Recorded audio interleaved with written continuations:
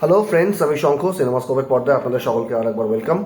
আজকে কথা বলবো অ্যাকচুয়ালি যে বিষয়টা নিয়ে, আজকে কোনো এক্স্যাক্টলি কোনো পার্টিকুলার সিনেমা নিয়ে কথা বলবো না, একটা সিনারিও নিয়ে কথা বলবো। সেটা হচ্ছে ধুরন্ধর এবং ধুরন্ধরের প্লট, ধুরন্ধরের এন্টায়ার থিং নিয়ে, তার সঙ্গে ওয়াইআরএফের স্পাই ইউনিভার্স।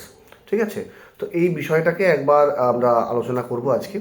তো বিষয়টা হচ্ছে কতগুলো পয়েন্ট বলার এবং কতগুলো পয়েন্ট আলোচনা করা। সেটা হচ্ছে যে ওয়াইআরএফ ইউজুয়ালি, মানে আমি আগের ভিডিওতেও বলেছি যে কোনোভাবে ধুরন্ধরকে যদি কেউ মনে করে যে, ইনফ্যাক্ট আগের ভিডিও না, তার আগের ভিডিওতেও যখন স্পেশাল অপস বেরিয়েছিল, এই লাস্ট সিজন যেটা বেরোলো, সেই সময় বলেছিলাম যে যে ধরনের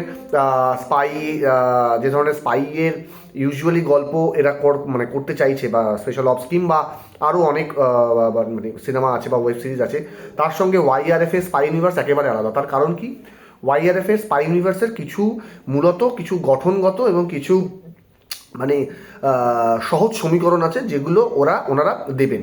শুধুমাত্র এক থা টাইগার এটাকে বাদ দিয়ে, যেটা কবির খান করেছিলেন প্রথমটা। কারণ কবির খান যখন এক থা টাইগার করেন সলমান খান এবং ক্যাটরিনা কাইফকে নিয়ে এবং রণবীর শোরিকে নিয়ে, সেই সময় আই গেস ওয়াইআরএফের এরকম কোনো প্ল্যানিং ছিল না যে একটা স্পাই ইউনিভার্স তৈরি হবে।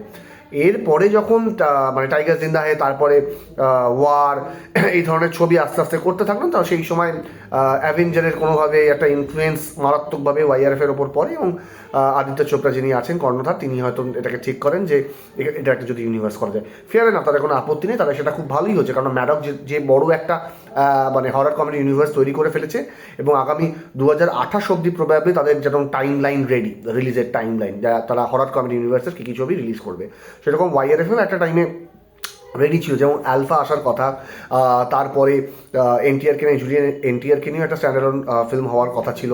ইনফ্যাক্ট টাইগার ভার্সেস পাঠান হওয়ার কথা ছিল। এখনও শোনা যাচ্ছে না যে এগুলো শেলফ হয়েছে কিনা। আলফার কথা এখনও শোনা যাচ্ছে যে আলফা রিলিজ করবে, কিন্তু রেস্ট অফ দ্য ফিল্ম এখনও অবধি কিছু শোনা যাচ্ছে না। কিন্তু ওয়াইআরএফের এবার আসি আমরা মেইন আলোচনায়। ওয়াইআরএফের ইউজুয়ালি যে সহজ সমীকরণটা হচ্ছে যে খুব সুন্দর, মানে যেমন একটা দুটো হিরোকে দিয়ে আমরা, হিরো বলবো না, প্রোটাগনিস্ট এবং অ্যান্টাগনিস্টকে দিয়ে একসঙ্গে কোনোভাবে একটা ডান্স নাম্বার করালাম, হ্যাঁ, বা মানে সেটা ফিমেল হতে পারে, মেল হতে পারে, যাই হোক না কেন, বা নিজের পক্ষে একটা বিকিনি শট, একটা বিকিনি সিন থাকলো, একটা সুন্দর মেসমারাইজিং একটা লোকেশনে, বিশাল শেখারের মিউজিক, যেটা যদিও বা ওয়ার্ড 2-তে সেটা প্রীতম করেছিলেন, কারণ আয়ান মুখার্জির ডিরেকশন ছিল। রেস্ট অফ দ্য পার্ট কিন্তু ইউজুয়ালি বিশাল শেখারই করে গেছেন, সিদ্ধার্থ আনন্দ যে কটা করেছেন আর কি, টাইগার বাদ দিয়ে। তো বিশাল শেখারের একটা মেসমারাইজিং একটা লোকেশনে বিশাল শেখারের মিউজিক, শিল্পারাও সেখানে গান গাইছে, আর অরিজিৎ সিংয়ের গলা, মানে এটা খুব সহজ সমীকরণ যে ছবি এখানে হিট করবে, এবং এই গান থেকে আমরা ডিজিটাল থেকেও একটা পয়সা তুলতে পারবো, এবং গানের রাইটসও বেচতে পারবো, রিলি এটা খুব ভাইরাল হবে, এবং সিনেমার লোকে দেখবে এটা সুন্দর ফুল জামা পরে সমুদ্রের ধারে নাচছে একটা সলিড বডি নিয়ে।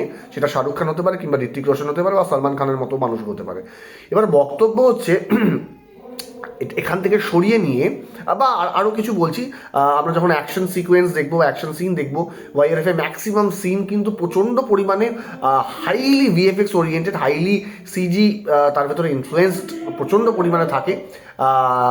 এছাড়া যে ধরনের গল্প তারা দেখানোর চেষ্টা করেন, যে একটা মানে যদিও বা একটা ইন্ডিয়া পাকিস্তানের একটা সাম্য তৈরি করার চেষ্টা করা হয়েছে, যেখানে টাইগারের মতো একজন ব্যক্তি জোয়ার প্রেমে পড়ে যাচ্ছে, বা নিজের পক্ষে শাহরুখ খান দীপিকার প্রেমে পড়ে যাচ্ছে, এরকম ধরনের গল্প অনেক আছে। বা ইনফ্যাক্ট ওয়ার্ড 2 এর ক্ষেত্রেও যেটা হলো, এক্সপেক্টেড মানে প্রচণ্ড পরিমাণে এক্সপেক্টেড একটা এন্ডিং, যেখানে বোঝাই যাচ্ছিল যে এনটিআর হয়তো মারা যাবেন না। যাই হোক, সেটা থেকেও শুধুমাত্র এক্সক্লুড করছি ওয়ারকে, কারণ ওয়ারে একটা মোটামুটি একটা ভালো জায়গায় গেছিলো, দেখতেও ভালো লাগছিল। কিন্তু বক্তব্য হচ্ছে যে এই বিষয়গুলো কি আদপেও রিয়েলিটির সঙ্গে কতটা মানে যোগসাজশ রাখে, সেটা তো দেখার বিষয়। যদি আপনাদের এখান থেকে ওয়াইআরএফ স্পাই ইউনিভার্স থেকে তুলে নিয়ে গিয়ে আমরা খুব রিয়েলিজমের কাছাকাছি কোনো কিছু ছবির জায়গায় ফেলি, যেমন আমি ধুরন্ধরের আগে একটা ছবির কথা বলি, যে ছবিটা খুব একটা মানুষ দেখেও নি, মানে একদম মানে 7% মানুষ দেখেনি, হয়তো খুব কম মানুষ দেখে থাকবেন, এবং নামও খুব কম মানুষ শুনে থাকবেন, যেটা আমি বারংবার ছবিটার নাম বলি, রোমিও আকবর ওয়াল্টার, জন আব্রাহামের একটি ছবি, স্পাই ছবি, হ্যাঁ, মানে স্পাই থ্রিলার।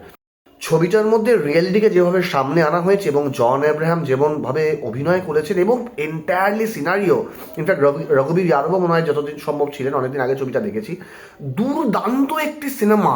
মানে পাকিস্তানের প্রেক্ষাপটে তৈরি একটা, ওটাও একটা মানে মানে কী বলবো, মানে রিয়েল ঘটনার ওপর ভিত্তি করে তৈরি হয়েছিল।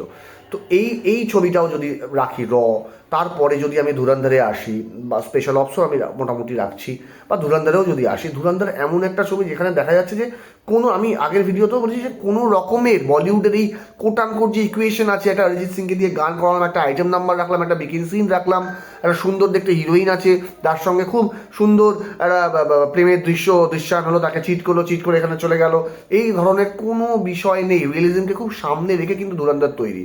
অনেকেই বলছেন এটা একটা ডকুমেন্টারি, মানে মানে এটা কেন বলছেন মানুষ আমি জানি না, মানে মানে এটা কেন সামনে আসছে, মানে একটা ডকুমেন্টারি একটা নন ফিকশন প্যাটার্নে তৈরি হওয়া একটা সিনেমা, তার সঙ্গে একটা ফিকশনাল স্টোরির তার সঙ্গে মানে আকাশ আর পাতালের তফাৎ। তো যাই হোক, এটা ওই তর্কে আমি যাচ্ছি না, কিন্তু মানে এই ধরনের ছবি যেরকম আগেও হয়েছে, কবির খান করেছেন, মানে জন আব্রাহামেরই কাবুল এক্সপ্রেস যদি দেখেন, মানে মানে চোখ ফেরানো যায় না ছবিটা থেকে। তো সেই রকম ধুরন্ধর যদি দেখেন, মানে মানে আনডাউটেবলি সমস্ত পুঁথিগত যে নিয়মকানুন আছে, বলিউডের পুঁথিগত যে সমীকরণগুলো আছে, সব কিছু থেকে সরে গিয়ে একটা আদিত্যধারী এই ছবিটা বানিয়েছেন, এবং খুব ওয়েল শট ফিল্ম। মানে উড়ির ক্ষেত্রেও আমি দেখেছিলাম, মানে মানে আমার সেই দৃশ্যটা নেই হয়তো বলার, বাট স্টিল আমি বলবো যেটা আমার তরফ থেকে বলার আর কি, বা আমার যেটা মনে হয়েছে আমি সেটা বলছি।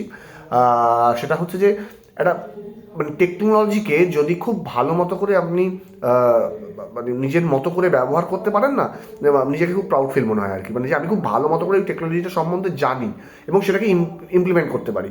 উড়ির ক্ষেত্রে সেটা দেখা গেছিলো, মানে এত সুন্দর ওয়েল শট একটি ফিল্ম, মানে প্রোপাগান্ডা ফিল্ম এই সব হাবিজাবি কোটানকোট এই টার্মেই আমি যাচ্ছি না, জাস্ট যাচ্ছি না।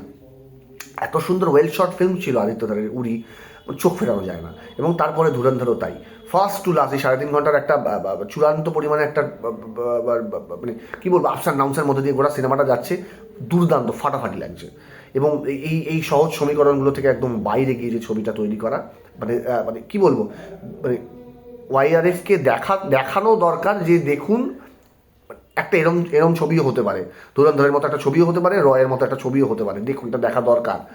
তো ওই বিষয়টা কিন্তু ধুরন্ধরের মধ্যে আছে, যে একটা আউট অ্যান্ড আউট রিয়েলিজমকে সামনে রেখে, বা নিজের পক্ষে আপনি যদি নিখিল আডবাণীর দি ডে দেখেন, মানে দি ডে অ্যাকচুয়ালি ওরকম স্পাই থ্রিলার নয়, কিন্তু যতদূর শোনা যায় যে অত বড় একজন টেররিস্টকে ধরার জন্য কিন্তু সত্যি এরকম একটা অপারেশন হয়েছিল, যেটা কোভার্টলি হয়েছিল, যেটা সামনে আসেনি, এবং ওই টেররিস্ট ধরাও পড়েনি, কিন্তু দি ডেতে ফিকশনাল স্টোরি যেহেতু, দি ডেতে সেটা দেখানো হয়েছিল অন্যভাবে, বাট এন্টায়ার প্রসেস যেটা দেখানো হয়েছে সেইটা দেখুন, মানে অসাধারণ ছবি নিখিল আডবাণীর দি ডে, ধুরন্ধরের আদিত্যধারের ধুরন্ধর, বা নিদেন বক্ষের রমি আকবর ওয়াল্টার জন আব্রাহামের অসাধারণ ছবি। তো এই ছবিগুলো আই গেস মানে এটা একটা ধুরন্ধর কমার্শিয়ালি সাকসেসফুল হয়ে যাওয়ার দরুন, মানে 3 দিনে সে 100 কোটি ক্লাবে ঢুকে গিয়েছে।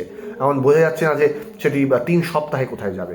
তো যাই হোক না কেন, তো বিষয়টা হচ্ছে এটাই যে ওয়াইআরএফ যে ধরনের ছবি বা যে ধরনের স্পাই থ্রিলার করার চেষ্টা করছেন বা করে আসছেন, তার থেকে অনেক অনেক অনেক হয়তো এনরিচড এবং এনহ্যান্সড ছবি হয়তো ধুরন্ধর, এবং অবশ্যই ধুরন্ধর দেখা দরকার। এবং যে ছবিগুলোর নাম আমি বললাম অবশ্যই আপনারা দেখতে পারেন।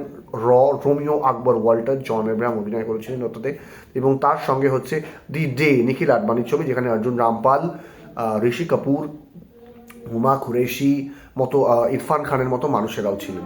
তো এটা অবশ্যই দেখার, মানে দুর্দান্ত এই ছবিগুলো। তো আই গেস আপনারাও বলতে পারবেন যে ওয়াইআরএফ, হ্যাঁ মানে ওয়াইআরএফ কী দেখাচ্ছে এটা, মানে কেন এত গ্ল্যাম, এত মানে বা পশ নিশ জিনিসপত্র কেন একটা স্পাইয়ের বা মানে একটা স্পাই থ্রিলারের মধ্যে থাকবে। তো যাই হোক, এটা আমার তরফ থেকে আমার বলা। তো আজকের ভিডিও আমরা এখানেই শেষ করব।